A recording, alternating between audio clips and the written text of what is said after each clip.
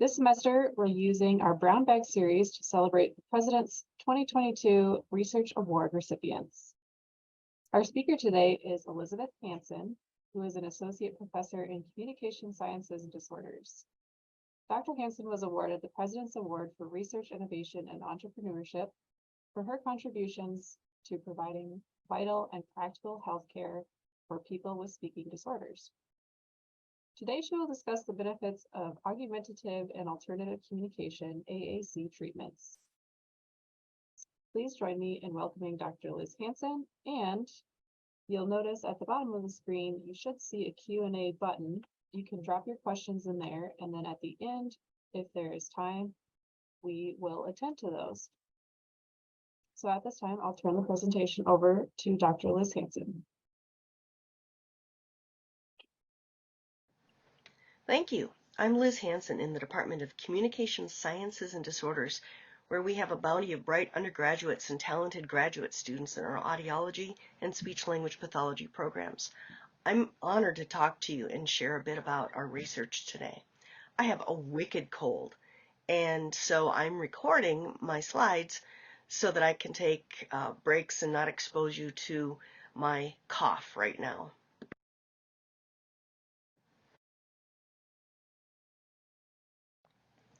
First, though, I acknowledge and pay respect to the indigenous people of this region upon whose ancestral land USD exists. I want to thank everyone at the Office of Research and Sponsored Programs, Dan Engebretson, and all of the staff there for the work they do to support research across the university. And thank you to President Gestring for bestowing the Award for Innovation and Entrepreneurship in Research.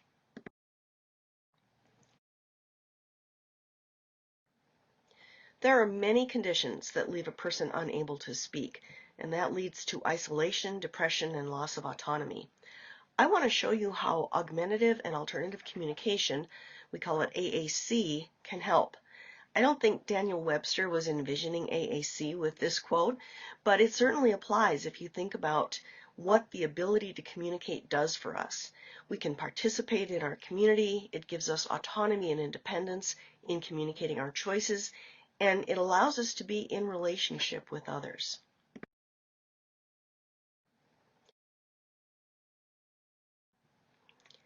So is communication only speech? No, of course, we know it's not. But that's the first thing many people think of if you ask about communication and what it is. That's what I'm focusing on here. There are lots of reasons why speech stops working or doesn't work. We think of it in categories of acquired conditions like a stroke, a brain injury, brain infections. These often leave chronic impairment, but there are also progressive conditions like ALS or Parkinson's, progressive supranuclear palsy, or primary progressive apraxia of speech.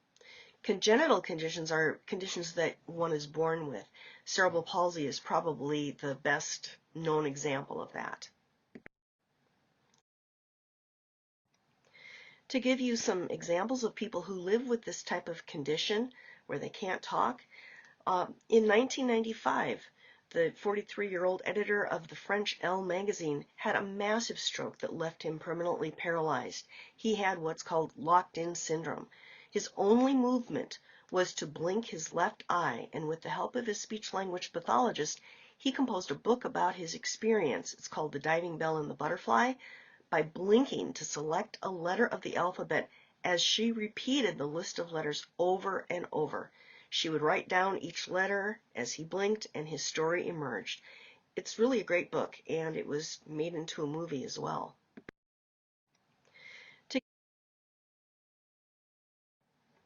You may recognize Stephen Hawking on the left, the famous physicist who lived for decades with ALS. He communicated using a computerized speech-generating device, and he accessed it through a variety of methods over the years. On the right is Steve Gleason, who played football for the New Orleans Saints. He retired in 2008, and in 2011, he announced that he had been diagnosed with ALS. With his wife and family, he's created the Team Gleason Foundation that provides all sorts of support for people with ALS and their families.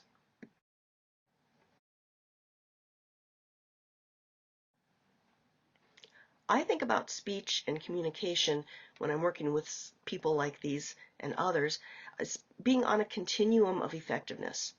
On one end is completely effective speech that can be understood with no additional information.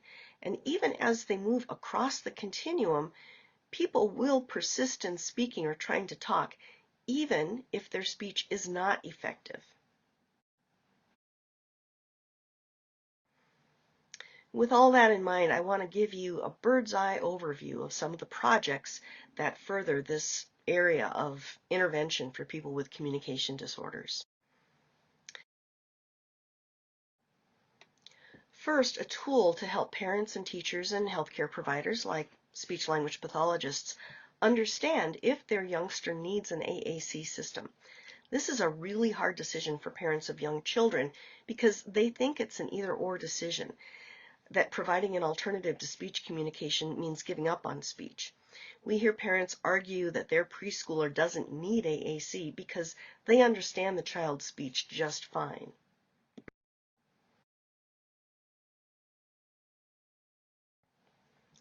That's not always the case. So we're creating an evaluation tool for speech-language pathologists that will help them by recording a young child, saying common words, one word at a time. Then later, they have the parent and another person who's unfamiliar with the child listen to those recordings and transcribe what they hear. Then they listen again, hear the words, and they are told what the topic of the word is, like something children eat for snack if the word is cookie. And they write down what they hear again. And finally, the listeners get the first letter of the word as a cue. The example graph on the right shows typical results. Familiar listeners, you see those in blue, certainly do understand more than unfamiliar listeners. But even someone who knows the child well can see through this graph that they don't actually understand the child's words when there is no context. This can help them understand in a data-driven way the impact of the child's speech disorder and the need for a way to supplement their speech as their language and speech develop. That's crucial because we know that developmental period early on is so important for both speech and language development. So we have to give them a way to communicate early and not wait to see if speech comes in.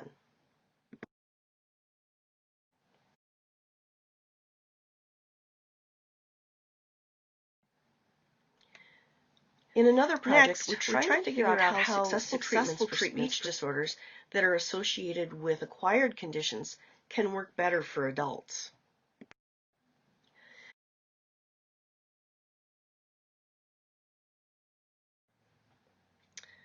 One of those treatments is called alphabet supplementation. If a person with disordered speech points to the first letter of each word they say, their speech intelligibility will increase dramatically from like 30% to over 90%. Despite that, people tend not to use that strategy and other strategies that are known to make their speech easier to understand.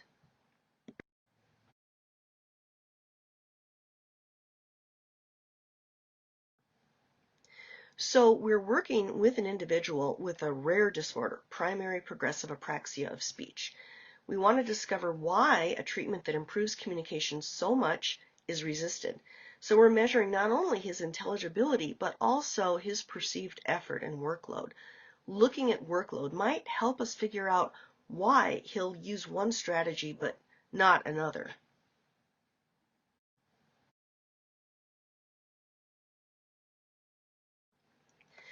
Finally, a project that has a lot of moving parts. We're working with a woman named Janet Callahan, who's in Detroit, Michigan.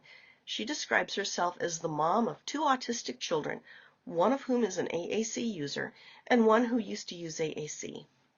Janet is enrolled in the Oglala Sioux tribe in South Dakota. She started a nonprofit organization with the goal of developing vocabulary and AAC page sets in the Lakota language so that her kids can learn their heritage language on their communication systems. This comprehensive project will also include prosodically authentic synthesized voices. And what that means is that the current synthesized speech that's out there handles English okay, but it really isn't built to handle the prosody, the intonation patterns that are found in the Lakota language and other indigenous languages. So we need to build a synthesized voice or some voice options that will do that. We also need culturally appropriate symbols to represent the Lakota words and concepts that are being communicated. And then a language prediction system that works for Lakota, because the rules of Lakota are very different from the rules of formulating English.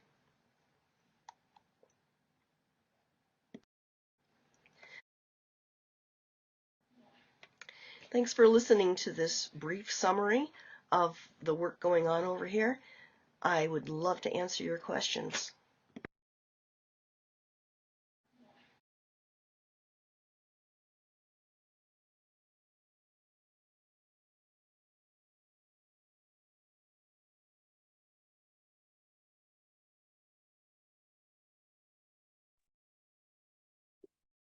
Thanks, everybody. I am here live.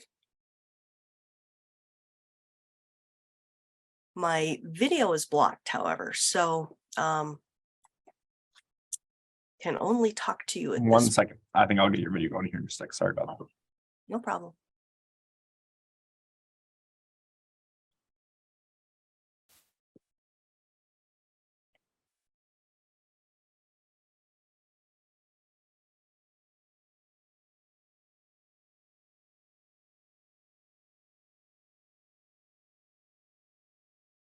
Should be able to start video now if you want. Okay.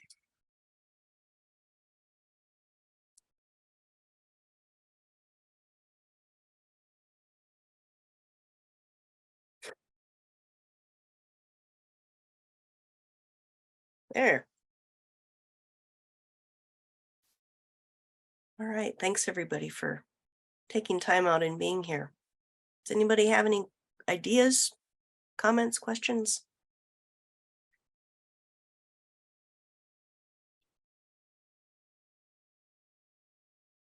Here we've got a few questions. One of our listeners says, I'm not familiar with autism. What is their prognosis as adults? You know, it really varies based on the severity of the condition. I'm most familiar with people who are non-speaking and so have a very severe type of autism. And with a lot of support, people can be, very active participants in their communities.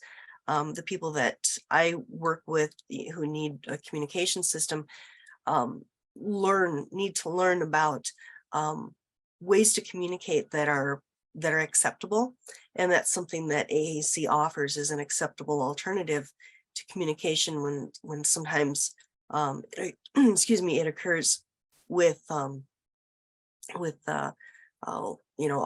outbursts and that sort of thing. But it's really important to recognize that autism spectrum disorder is on a vast continuum, and it does not really prevent people from living and working and having families, and it's just really a difference in outlook sometimes and ways of processing information.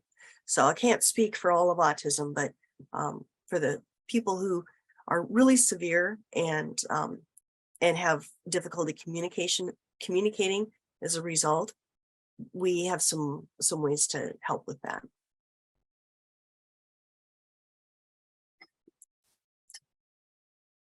One detail that I picked up on was the researcher that you're working with in Michigan. She had 2 children, and one of them used to use AAC and doesn't anymore. Mhm. What was the story there, and in terms of why they used it just for a short period?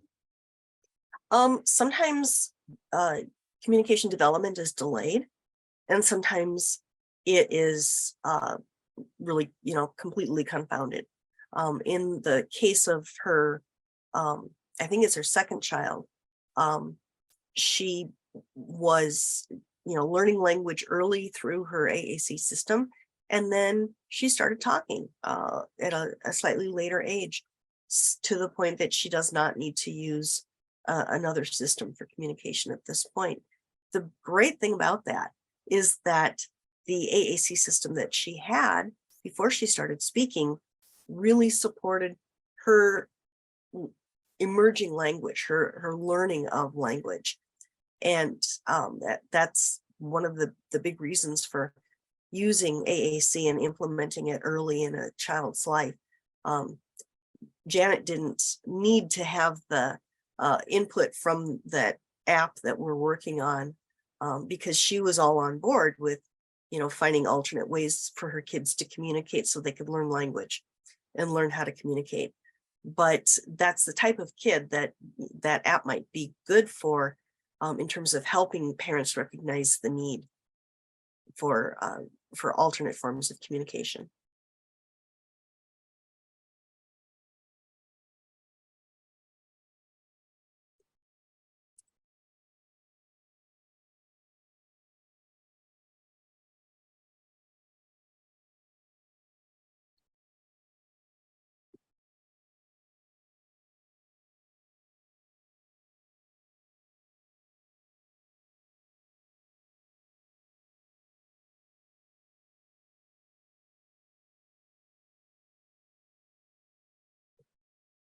As we're sitting here, I want to just direct people to our new digs.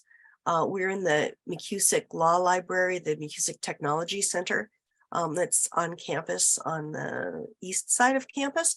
We moved here about a year ago and have a working clinic where we see people who have communication needs from young kids to people who are not so young anymore. And so people who have communication needs, hearing, speech, and language, please check us out. It's certainly a beautiful new space. Here we have more questions for you, Dr. Hansen. At one point, you talked about educating parents of children with less communication skills than average for their ages. Is parental education one large issue holding back communication skill development in children? Yeah, it is. If parents don't understand the underpinnings of learning to communicate, then they might make decisions that actually don't support communication development. But I don't want to just pile it all on parents, because we find those attitudes sometimes throughout educational systems and healthcare systems. So you may come across somebody who is a teacher who is just not up to speed on language development in kids and all of the different tools that we can use to support their speech and language development.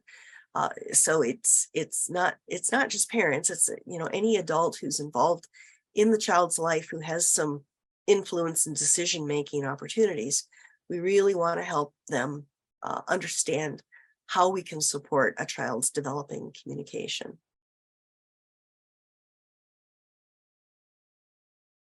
Definitely, that makes sense.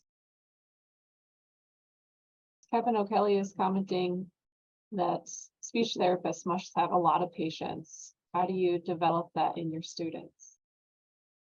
Well, our students go through a 6-semester program in speech language pathology. And along with that, or as part of that, they get 400 hours of supervised client contact. And so they're in there working with patients, with clients, young students, as well as older adults in all kinds of settings.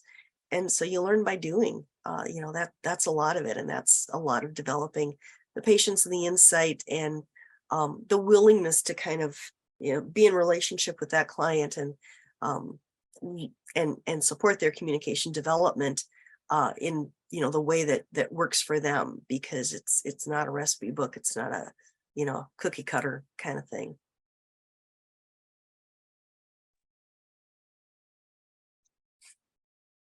History of AAC. Yeah, I see that. Yeah. New technology is making a big difference. I tell you, I have been in this field for more than 20, almost 30 years. And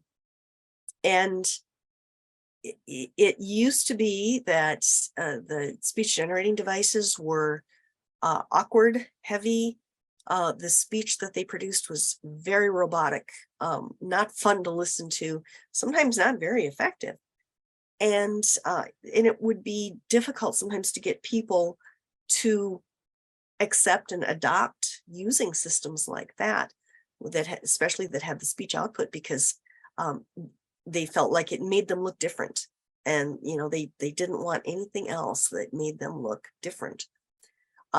Once apps came out, the iPad was a huge game changer, along with smartphones of all kinds and other tablet devices, because now it's not so unusual to be carrying around, something that has a touch screen.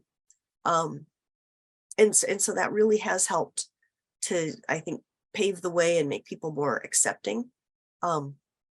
We still have a lot of challenges because, sometimes if we're going to be using a tablet as a communication device, we have to do some more with it. We have to make it a little more durable, get a heavy duty case for it. We have to do something to boost the audio output for it. And that kind of comes back around and makes it look like it's something that's different again. And so that's kind of a constant struggle.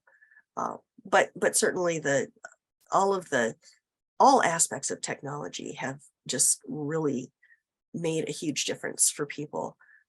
People who are locked in, who are severely locked in and just have, no reliable movement. We're starting to look at brain computer interfaces for people like that, so that they don't have to actually move. It picks up on brain waves. And what's really popular right now is eye tracking systems. So people can use a system that has a little camera on the bottom that follows the movement of their eyes on the screen. And that interfaces with the communication software, so they can control the computer and control their communication that way. It can be kind of hard to learn, but there are several different devices out there with that technology. And so that's great, because we have something to choose from, and we can try different systems with different clients to see what works best for them. Yes, I remember testing the eye tracking system when I went to the open house for the new location. It sounds like there's been a lot of exciting advancements and a lot of things to look forward to as well. So I don't see any more questions at this point, but I would like to remind everyone that our next presentation will take place on March 21st, and our speaker will be Megan Jarko. But I would like to thank our speaker for today, Dr. Liz Hansen. Thank you so much for spending part of your lunch hour with us and for sharing part of what you do here at USC. We really appreciate it. Thanks for your interest. I appreciate it. All right, everyone. Have a good day. Happy Valentine's Day. That's right.